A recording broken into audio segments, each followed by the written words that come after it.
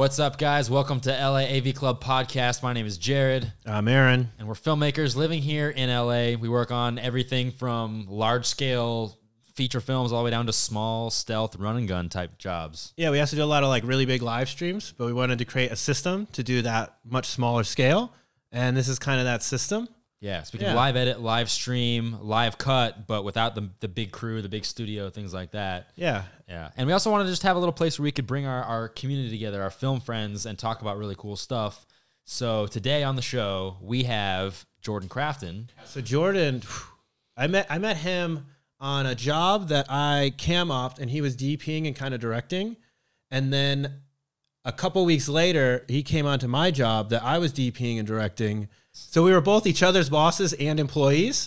And like once we did that on both ends, it was like, this dude is super cool. Like, wow, you could work for me and be my boss.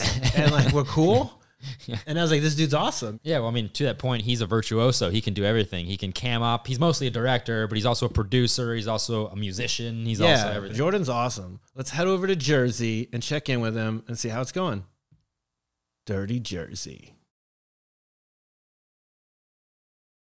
Do you have a mic on your end, or is it just your headphone mic? The headphone mic. Oh, it sounds pretty clean. Solid, yeah. We have these big ass things out. Well, for what it's worth, y'all stuff, it looks cool. So. Nice. Thank you. All right. Mm-hmm. And he has on the OG Incredible headphones too. Yeah, right? Yeah. Those are the very first ones. Very first. Wow. Yeah, he forgot to bring them. Yeah, I didn't bring my own. Those things have been through everything because they're usually in my camera bag. Yeah, I've used these before on set. I've like ran over them with golf carts. All right, cool. Cool. So, welcome to the show. It's kind of been a while. What's been going on? Definitely. Man, so much, man. Just, creating. I mean, yeah, you're right. It's been years since we were riding around that MTV bus. Yeah. But just creating, bro, trying to find, you know how it is. You're trying to get your one, the game changer project. Yeah. So that's that's a kind of a weird little segue. So you're working on the Dr. Sebi film, the documentary coming out, and that's kind of like brand new news. Yeah, it's crazy. It's been a year so far. When Nipsey was murdered last year, we were just all in the office, and I mean, everyone's going through the emotions.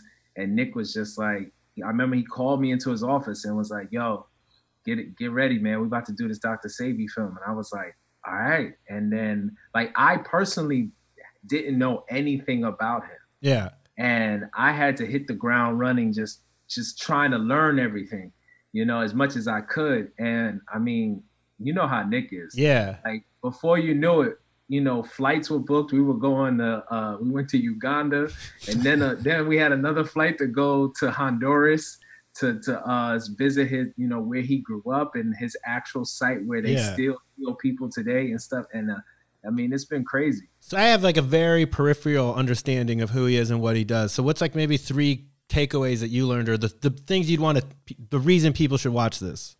Well, he said he cured AIDS. Him and his group of just healers and strong minds.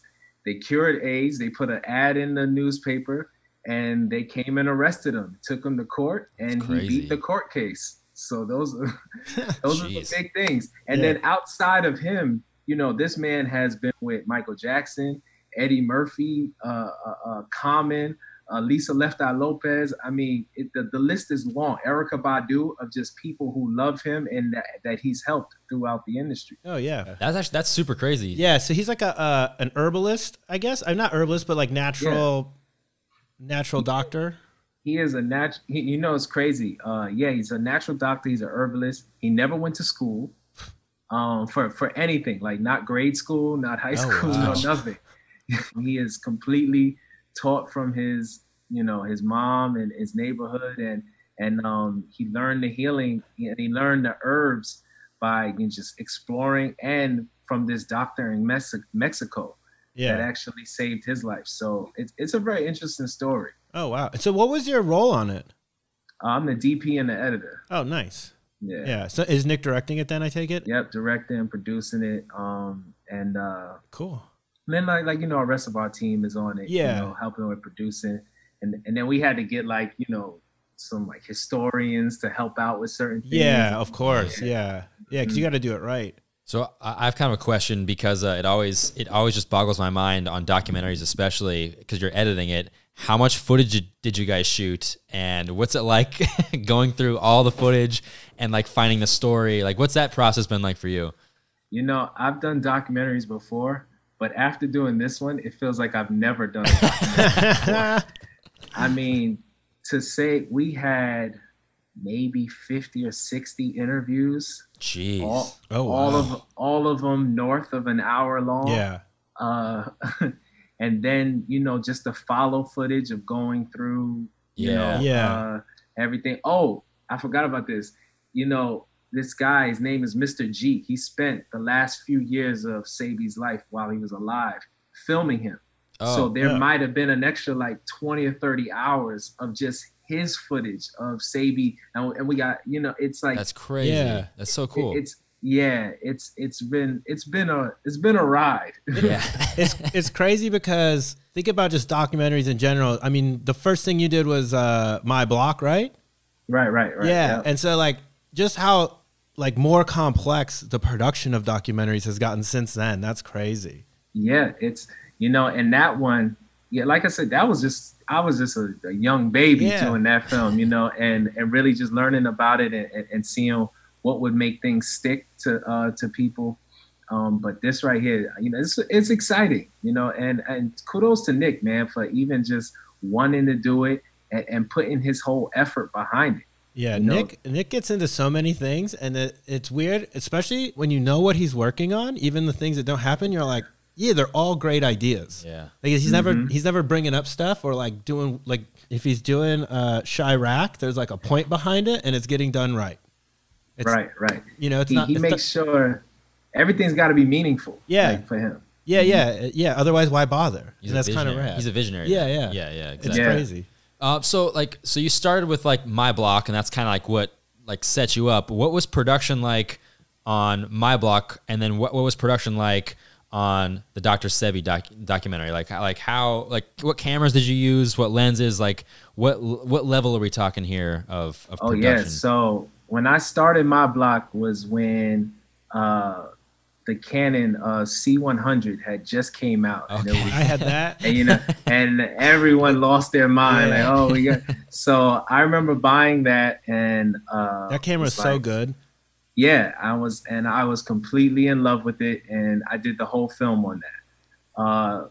This one went from the Sony FS7 to do a lot of the early follow stuff. Yeah. And then everything else is on Red Geminis. So, nice. Oh, okay. So they use Red as an ENG. Yeah.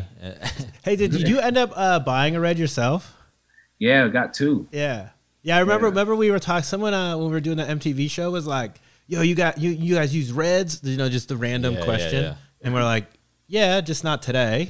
Like, these aren't our cameras, you know? Like, the network is making us use these. Oh, they got so wet. Remember the Dude, it was so crazy. It was pouring outside. Wait, I don't know the story. You guys gotta so we had to go shoot like a man on the street kind of bit, and we had a very limited time because our talent was gone and he was gone, and then I was doing the rest of the second half of the show differently. So we go out and it's like pouring rain. They're like, yeah, we have to do it anyways. We're like, your cameras are gonna get soaked, and there was puddles on the cameras. Like you could like go like this, and water would come off, and we're like, sure. That kind of gives me anxiety just thinking about. We were so glad they weren't ours because we were originally trying to use our own cameras, and they were just like, you can't. And we're like, okay. I don't even know how those cameras still work after that day. Jeez. It was they survived. Pouring rain, and we had nothing because we're in LA. It's not like we went on a trip to the rainforest. Like, it was just holding a camera in the rain. How'd you keep the lenses like? Oh, we just wipe them off. Just wipe them off. Yeah. Yo, that whole shoot was really run and gun. Oh, it was crazy. But how good could that have been? Dude, I was just talking. I saw Jesus really? maybe like 2 months ago at a baby shower. And he was talking about it. He was like, you know, and this was before they really blew up. Yeah. This was right on the verge of Jesus and Mero becoming like on billboards and okay. right before their Vice show, I think. Yeah, it was right before their Vice show. This show didn't work out, and then they got the Vice show, and then it kind of skyrocketed for them. It was they're so cool. Those dudes are funny. Oh man, yeah, they so cool. Yeah, it was a lot like directing like Stray Cats though. Like they would do all the stuff that like action sports and athletes do. Where you're like, yeah, so can you say that again, but on over here, and they're like, I already said it.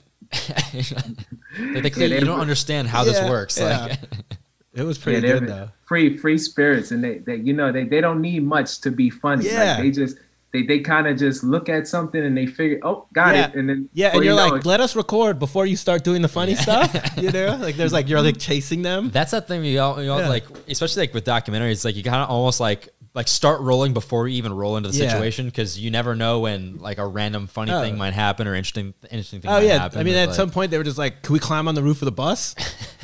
I guess. And then they're up there just like screaming, doing like the intro from the top of the bus or whatever. And like T.I. and like other people like walking by like, what are these fools doing on this bus? I totally forgot about that. There was so many good moments.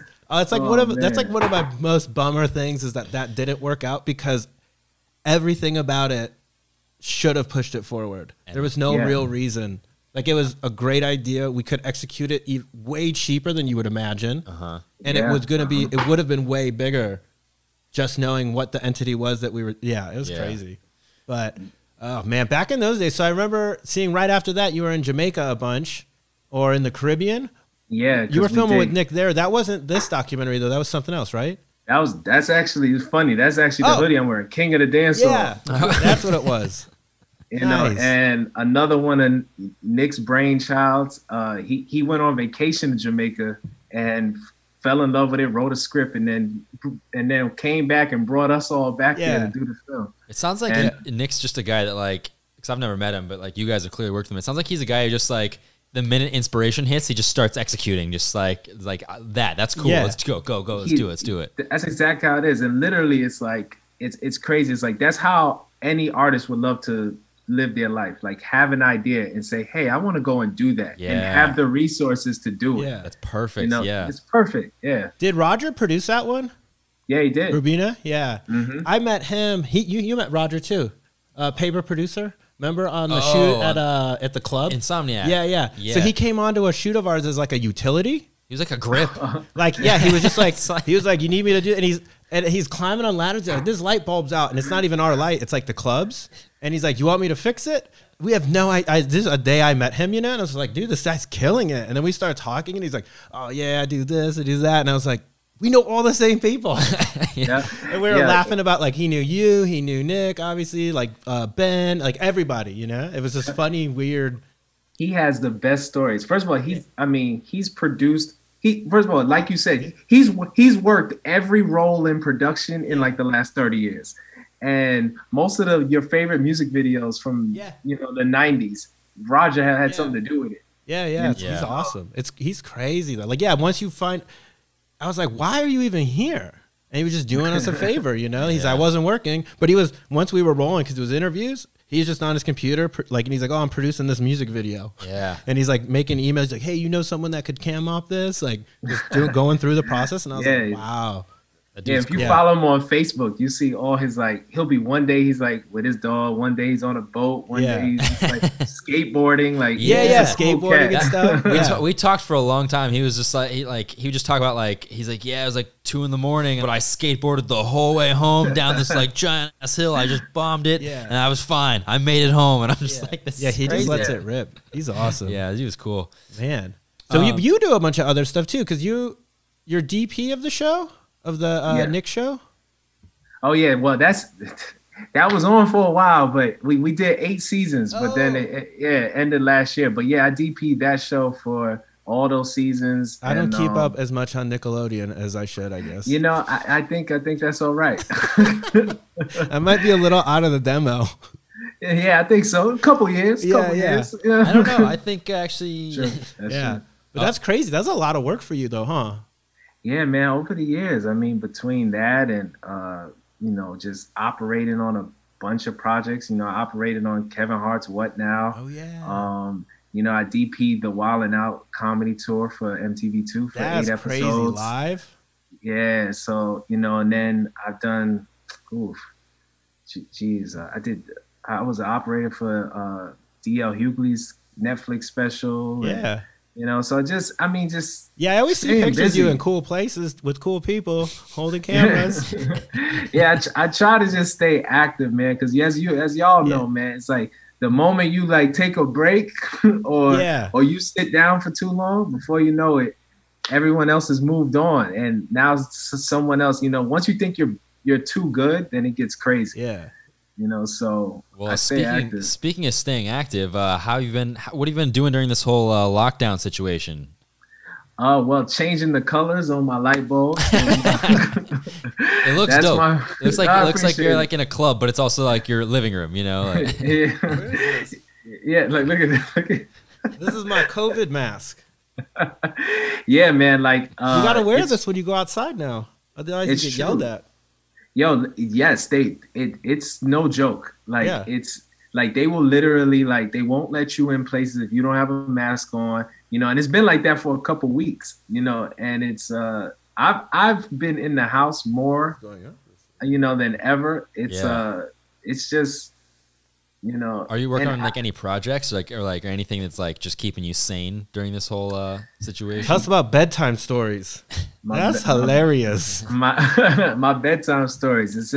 It's a short series I've been doing, working with just the most random footage and the animojis, and just telling these random moments in my life. You know, I told about when I fell in love in the strip club. I talked about my first threesome in the club.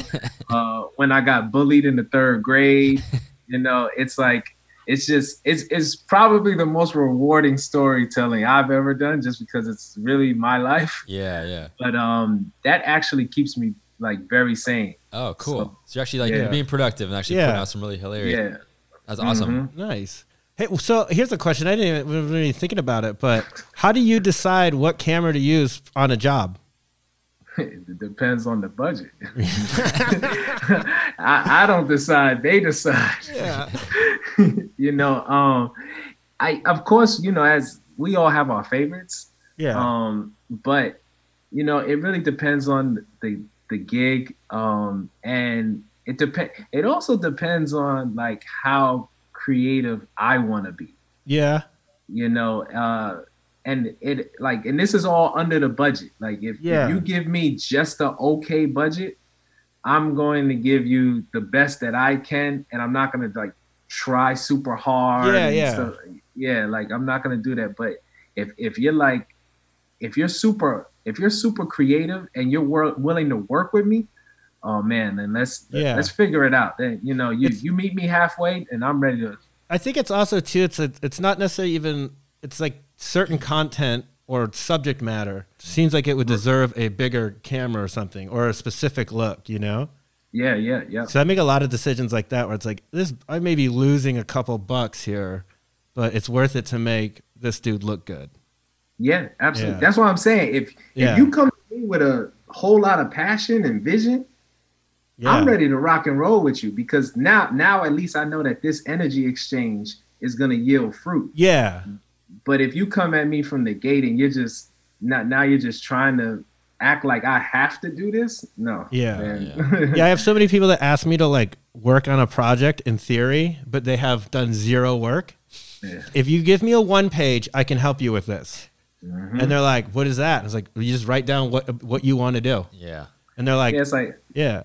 And they don't do it. And I'm like, I can never help you with this project until you at least write 1 page worth of what you want this project that could potentially cost $1 million to be. You know, the funny thing is, like, how many times have we all heard, yo, but do you know how big this could be? Oh, yeah. And it never is. Whenever they say that, it's never been. It's never been. Yeah. I've never had that payoff once where I was like, yeah, okay, sure, let's do it. And then all of a sudden it's like, bang. Yeah, it's like I'd really just rather like let's just do this all to the best of our ability and see what happens. Yeah. That's just hilarious. You know, but the crazy thing is like people who are really seasoned, they never say that. Yeah, they just because you know it sounds like BS. Yeah, exactly. Like there's certain things that people say that I think they think sounds good, but they don't understand that when you've been in the game for a while, you're like, oh, I already know. Never work with this person. Yeah. But that's because it's like someone, it's like if you say that and you think it sounds good, you don't realize that the guy who's been doing this for like 10, 15, 20 years is like, yeah, you and everyone else all said that same also, thing. and it never worked. Yeah. Oh, like when they're like, it's like reality TV, but cinematic. No, it's not. Right. Yeah. Right. Yeah. I can already tell you it's not.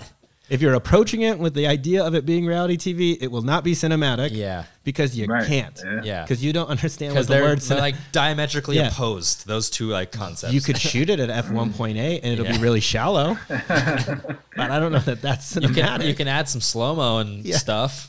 But like so you've worked on obviously a ton of different stuff. What are your favorite things to work on? Is it like TV shows? Is it documentaries? Is it narrative? Like what's music videos? Yeah, what's your favorite? What's like your ideal projects? You know what? I like TV shows because it's well, first of all, you have the patience that I don't have. That's the difference. We do stuff and it's like I'm like, if I could just do another job tomorrow, I'd be so happy. And he's like, I'm just going to do the same thing again and kill it again. You know, it's something about that very long, consistent gig. I enjoy that. Yeah. You know, documentaries are the most time consuming. Yeah. Yeah. And it's risky because you really don't know if this is going to shake the room or not. Yeah. You know, and it doesn't mean that the movie is bad. Just, you know, maybe the other movies that came out were all about coronavirus. Yeah. And like, you know, clearly those are going to be the ones that are going to be at the festival. So it's tough, you know, but my favorite, if I could do like a narrative TV show. That'd be, that'd be cool. That'd be sick. You worked on like an HBO show or something that had like a story like over the course of like a season, and it was a reoccurring like kind of thing. One of my favorite shows on HBO ever was How to Make It in America. Oh yeah. Oh yeah. Yeah. If I could have worked on that. Oh yeah. Right. Forget it. How to Make It in New Jersey. Yeah, there you go. Yeah, it's a wild scene. Well, hopefully you come on again. We can wrap this up. How would people find you and see like your work? Man, on Instagram, I am JD Crafton. That's where all my stuff is. I'm redoing my website, so don't go there. But Nice. Instagram is where it's all at. I am JD Crafton. Awesome, man. Perfect. All right. Dude, thanks for coming on the show, We'll man. talk to you later. Man, appreciate you guys, man. Pleasure to meet you too, my brother. Yeah, sounds good. Nice to meet you, man. This Corona mask sucks. It's so annoying.